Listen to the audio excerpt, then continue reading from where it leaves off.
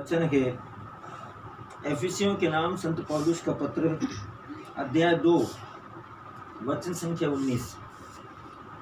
आज का हमारा विशेष उद्देश्य है परमेश्वर के वचन का एक विशेष राज्य, और वो विशेष राज्य है परमेश्वर का राज्य।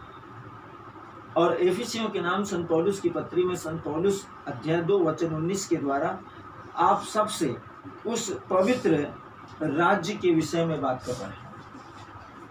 हम परमेश्वर के वचन को आत्मा की गंभीरता से ध्यान पूर्वक सुने और विश्वास के साथ परमेश्वर के वचन से प्रार्थना करें। वचन प्रभु, वचन ईश्वर, वचन सर्वशक्तिमान, वचन प्रारंभ में परमेश्वर के साथ, वचन ईश्वर, वचन स्वयं ईश्वर की उपस्थिति, वचन सृष्टिकर्ता और वचन देहधारी जिसके द्वारा सब कुछ उत्पन्न हुआ है। वो वचन जो अभी हम एफिसियों के नाम संत पौलुस की पत्री के द्वारा और परमेश्वर के वचन के द्वारा हम सुनने वाले हैं, ये वचन हमारी आत्मा में ईश्वर के राज्य के उद्देश्यों को पूरा करे, ताकि हम जब इस वचन को सुनकर अपने घर में, अपने नगर में, अपने लोगों से मिले तो हम एक ऐसे व्यक्ति के रूप में मिले जो विशेष है, एक विशेष राज्य के लोग, बुलाए हुए लोग, चुने हुए लोग,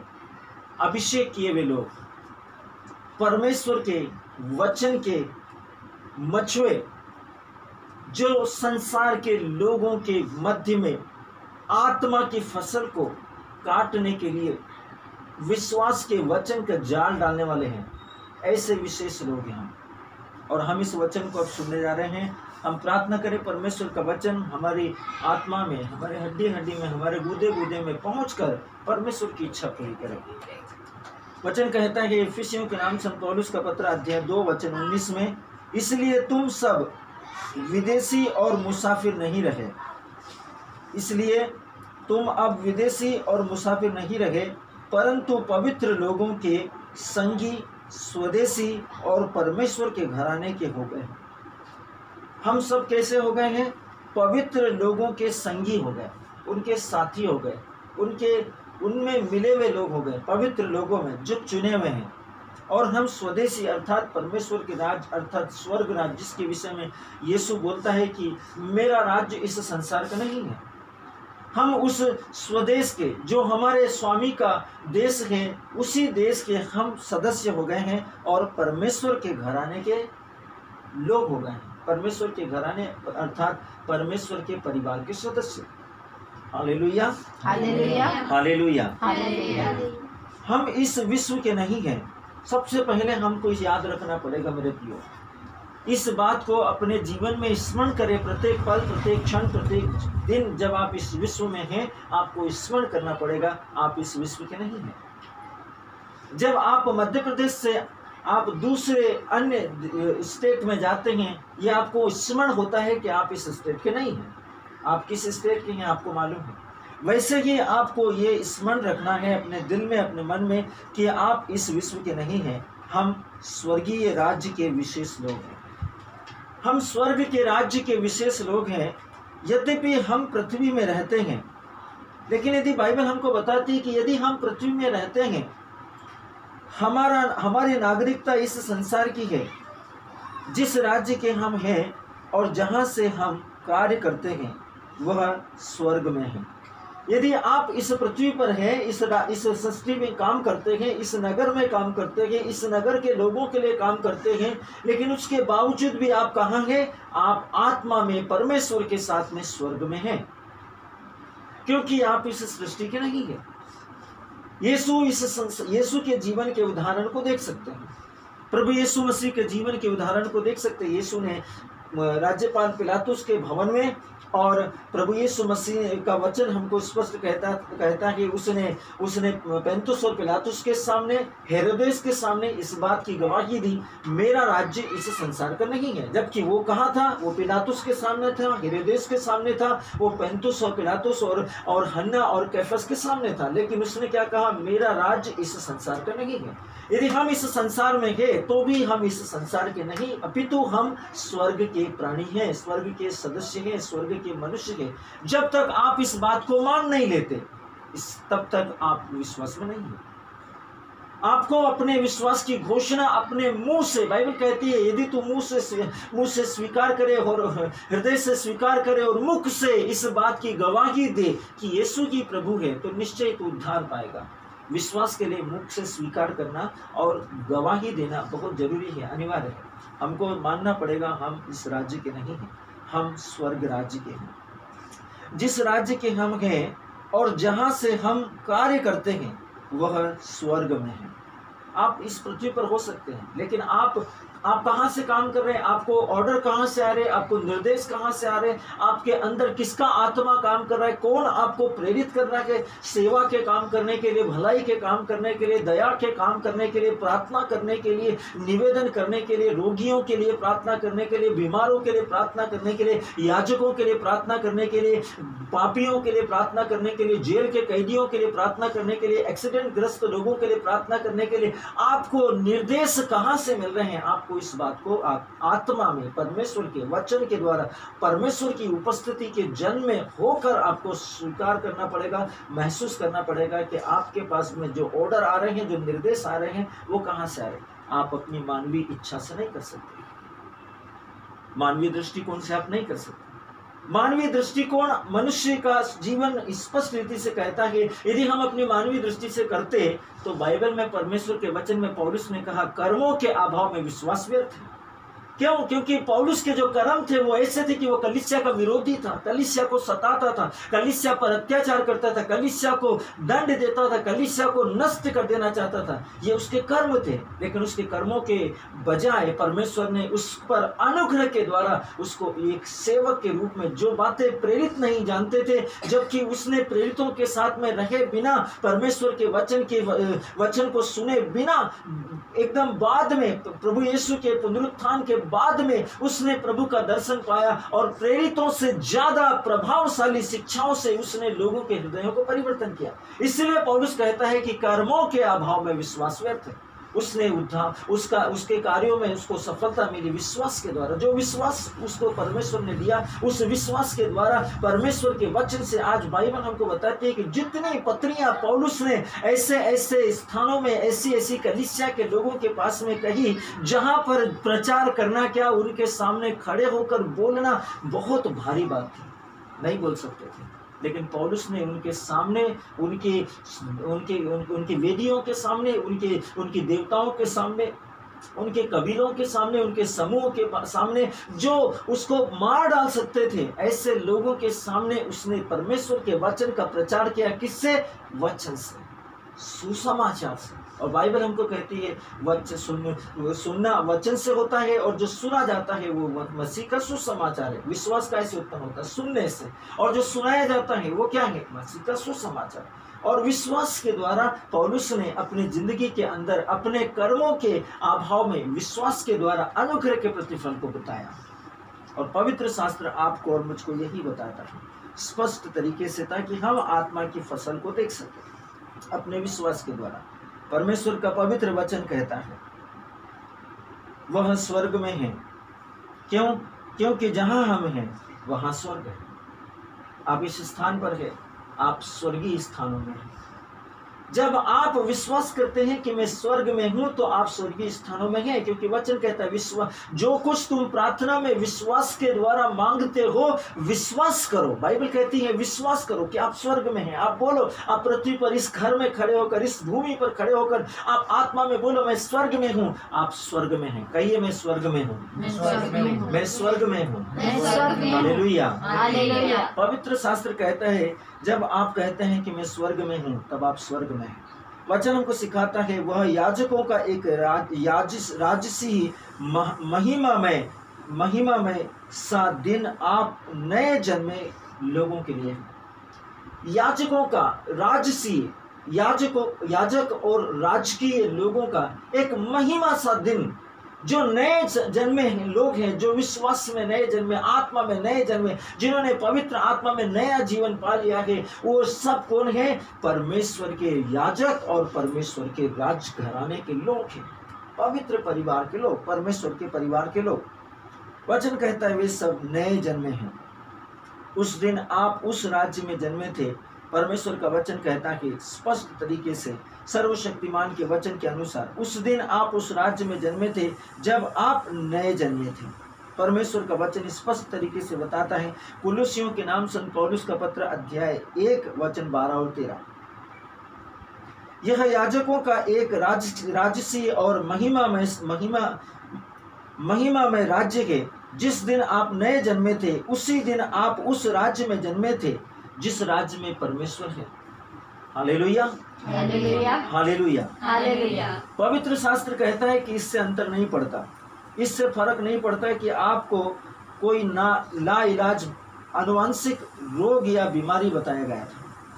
हो सकता है कि हमें इस प्रकार की शारीरिक, मानसिक या आत्मिक पीड़ादायक कोई ऐसी लाइलाज बीमारी, आनुवंशिक बीमारी हमारे शरीर में बता दी गई हो जिसके कारण हम मानसिक रूप से, आत्मिक रूप से बहुत परेशान हैं। बाइबल कहती है इससे अंतर नहीं पड़ता कि आपको हृदय की एक बीमारी बताई गई है। जबकि आप नए जन्मे हैं तो बीमारी आपके स्वभाव से मेल नहीं खाती, क्योंकि आप विश्वास में हैं।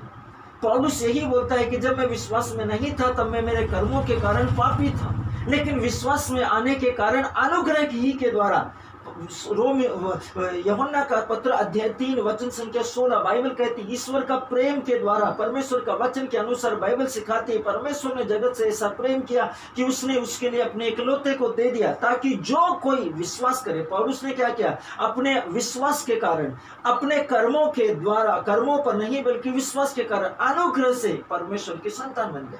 और रोमियो के नाम संत पौलुस के रोमी और परमेश्वर का वचन यूहन्ना का सुसमाचार अध्याय 3 वचन 16 में यही बोलता है, जो कोई उसके नाम में विश्वास करता है उन सब को उसने ईश्वर की संतान होने का अधिकार दिया। जो कोई भी उसके नाम में विश्वास करता है उसका सर्वनाश नहीं होगा बल्कि वो अनंत जीवन प्राप्त करेगा। पहले हम परमेश्वर के परिवार के सदस्य, राजघराने के सदस्य, परमेश्वर के संतान, परमेश्वर के पुत्र, परमेश्वर के अपने लोग, और उसके बाद परमेश्वर का वचन स्पष्ट कहता है उसका सर्वनाश नहीं होगा बल्कि वह अनंत जीवन पाएगा। विश्वास में न होने के कारण पौलुस ने अपनी जिंदगी के अंदर कितने ही मसीहों को मौत के घाट उतारे। कर्मों के अभाव में, कर्मों के अभाव में कोई ईश्वर का कृपा पात्र नहीं बन सकता। आपके कर्म आपको अच्छे पोस्ट नहीं दे सकते, क्योंकि पौलुस के कर्म को देखिए मेरे प्रिय, उसकी जिंदगी को, उसकी टेस्टिमनी को देखिए। वे एक हत्यारे के जैसा व्यक्ति था। कर्मों के कारण आप में से कोई भी नहीं, कोई भी अपने कर्मों के द्वारा, आप भले काम करो, अच्छे काम करो, कोई से भी काम करो, कर्मों के द्वारा आपको उद्धार नहीं मिलता। विश्वास के द्वारा, अनुग्रह से आपका उद्धार होता है। यदि आप विश्वास करते हैं तो परमेश्वर का अनुग्रह आपके ऊपर होगा। यदि आप विश्वास नहीं करते और आप बोलते मैं बहुत अच्छे काम करता हूं, आपके विश्वास की कमी के कारण आप उद्धार नहीं पा सकते, क्योंकि विश्वास नहीं है। बाइबल कहती है विश्वास सुनने से विश्वास उत्पन्न होता है, और जो सुनाया जाता है वो क्या है? वो परमेश्वर का वचन। और इसी कारण परमेश्वर का वचन स्पष्ट तरीके से कहता है कि इससे अंतर नहीं पड़ता कि आपको कोई लाइलाज आनुवंशिक बीमारी हो। इससे भी अंतर नहीं पड़ता कि कोई आपसे ये कहे कि आपके परिवारों में इस प्रकार के रोग चल रहे थे, इसलिए ये एक पैतृक बीमारी है, ये एक वंशानुगत बीमारी है, ये एक जेनेटिक बीमारी है कि आपकी पीढ़ी दर पीढ़ी ये सिलसिला बीमारी का चले आ रहा है। ये इसलिए चला आ रहा है क्योंकि वे नए जन्म नहीं थे, लेकिन आप नए जन्म है। इसलिए जो नया जन्म है वो काय में है? वो यीशु में है, वो मसीह में है। इसलिए यीशु किसी भी प्रकार के रोग और बीमारी के ऊपर है, तो आप भी बीमारी और रोग के ऊपर है। आपको यह मानना पड़ेगा कि आप कौन है? परमेश्वर के राज्य के हैं, स्वर्ग के लोग हैं। और स्वर्ग के लोग, जो परमेश्वर के लोग हैं, बीमारी, श्राप, विपत्ति उसके शरीर में प्रवेश नहीं कर सकती। परमेश्वर का वचन कहता है मैंने तुम्हें सांपों, बिच्छू और बहरी की शक्ति को कुचलने का अधिकार दिया है, कुछ भी तुम्हें हानि नहीं पहुंचा सकता। परमेश्वर के वचन के अनुसार विश्वास करें। पवित्र शास्त्र कहता है तो बीमारी आपके स्वभाव से मेल खाती है। यह हमारे राज्य में एक विसंगति है। जब बीमारी हमारे स्वभाव से मेल खाती है, ये हमारे विश्वास के राज्य में एक विसंगति है। लेकिन परमेश्वर का वचन कहता है जब बीमारी हमारे राज्य में, परमेश्वर के राज्य में मेल नहीं खाती, ये सर्वशक्तिमान परमेश्वर के अनुग्रह का प्रतिफल है। जब हम परमेश्वर के विश्वास के अनुसार परमेश्वर की आत्मा में चलते हैं, तब हमारा शरीर जो है परमेश्वर की आत्मा का मंदिर बन जाता है। इसीलिए अपने शरीर में इसे स्वीकार करना या रहने देना अस्वीकार करो। यदि आप इस बात को, जैसे पौलुस कहता है कि क्या आप नहीं जानते कि आप ईश्वर का जीवित मंदिर है? क्या आपको नहीं पता कि आपका ये शरीर जीवित परमेश्वर का निवास स्थान है, परमेश्वर का मंदिर है, और उसका आत्मा आप में रहता है। यदि उसका आत्मा आप में रहता है तो इस बात को स्वीकार करना बंद करो कि आपको अस्थमा है। इस बात को स्वीकार करना बंद करो कि आपको क्षय रोग है। इस बात को स्वीकार करना बंद करो कि आपको शारीरिक पीड़ा है। इस बात को स्वीकार करना बंद करो कि आपको किसी भी प्रकार की मानसिक या आत्मिक बीमारी या रोग या कष्ट या तकलीफ है जिसके कारण आप आत्मा में प्रताड़ित है। आप उस बीमारी के विरोध में घोषणा करो, उस बीमारी के विरोध में, उस वचन के विरोध में, उस आत्मा के कार्य के विरोध में घोषणा करो जो आपके विश्वास के विरोध में आपका शरीर के अंदर चल रहा है। चाहे वो बीमारी हो, चाहे एक गलत विचार हो, चाहे एक गलत संभावना हो या एक गलत दृष्टिकोण हो जो आपके विश्वास के अंदर बाधा बन रहा है, आप घोषणा करो।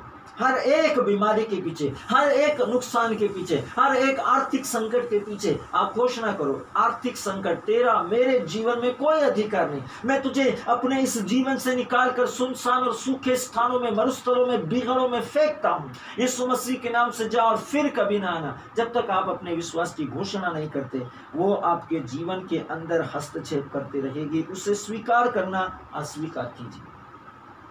बीमारी को, कष्ट को, तकलीफ को, परेशानी को, चिंता को, मोह को, दुख को, वेदना को, संकट को, बाधा को, विफलता को, असफलता को और हर प्रकार की बेरोजगारी को, अंधकार को, तनाव को स्वीकार करना अपनी जिंदगी में अस्वीकार करें।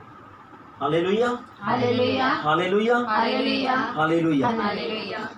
परमेश्वर का वचन कहता है शायद आपके पूर्वज इसी रोग से या इसी प्रकार की परिस्थितियों से और इसी प्रकार की परिस्थितियों से और संभावनाओं से, और आपको बताया गया होगा कि आपके परिवार में इसी तरह से होता आया है। कई बार, कई मर्तबा, कई दफ़ा हमारे ज़िंदगी के अंदर हम ऐसे लोगों से मिलते हैं, ऐसी परिस्थितियों में आते हैं, ऐसे परिस्थितियां हमारी ज़िंदगी में आती है, तब कई प्रकार के लोग हमसे बात करते हैं और हम उन लोगों के संपर्क में आते हैं और वो हमसे कहते हैं कि आपको आपके परिवार में या आपके परिवार के सदस्यों के जीवन में इस प्रकार की संभावनाएं थी पहले। ये प्रॉब्लम आपके परिवार में और भी लोगों को थी। बाइबल हमको सिखाती है मेरे प्रियो, परमेश्वर का वचन कहता है कि शायद आपके पूर्वज किसी रोग से मर गए और आपको बताया गया है कि आपके परिवार में इसी तरह से होते आया है। पवित्र शास्त्र कहता है अब आप स्वर्गीय परिवार से हैं, जहां आपका ये मुखिया यीशु मसीह है। आप उस राज्य के हैं जहां पर सारी वस्तुएं संभव है, हर एक वस्तु संभव है जो आत्मा के जीवन के नियम के द्वारा चलता है। हर एक वस्तु, हर एक व्यक्ति, हर एक परिस्थिति, हर एक समस्या जो है, जो आपके शरीर में है, वो संभव है आपकी आशीष में, आपकी चंगाई में कन्वर्ट होने के लिए। क्योंकि यहाँ पर एक ऐसा स्वभाव है, एक ऐसा नियम है, एक ऐसी परिस्थिति है जो आत्मा के नियम के अनुसार चलते हैं। और अब आप एक ऐसे परिवार के सदस्य हैं जिसका मुखिया स्वयं राजाओं का राजा और प्रभुओं का प्रभु, महान सृष्टिकर्ता ईश्वर है। अपने विश्वास के द्वारा आपको अपने मुखिया, अब उस राज्य के सदस्य होने की और सारी वस्तुएं आपके अधीन और आपके अनुशासन में है, आपके नियंत्रण में, और सब कुछ वचन से लिपटा हुआ है, कुछ भी वचन से अलग नहीं है। आपको इस बात को स्वीकार करना पड़ेगा। और परमेश्वर का वचन कहता है सब कुछ